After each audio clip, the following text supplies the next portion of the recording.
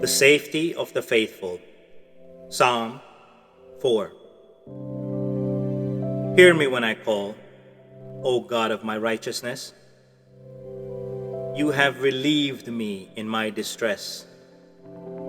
Have mercy on me and hear my prayer. How long, O you sons of men, will you turn my glory to shame?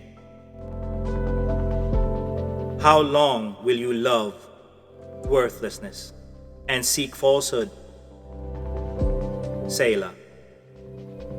But know that the Lord has set apart for himself him who is godly. The Lord will hear when I call to him. Be angry and do not sin.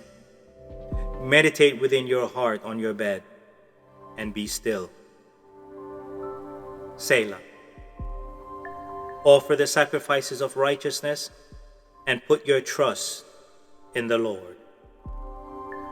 There are many who say, who will show us any good?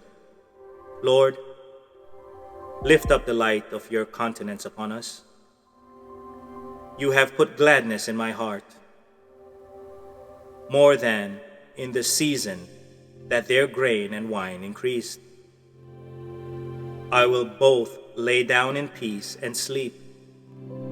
For you alone, O Lord, make me dwell in safety.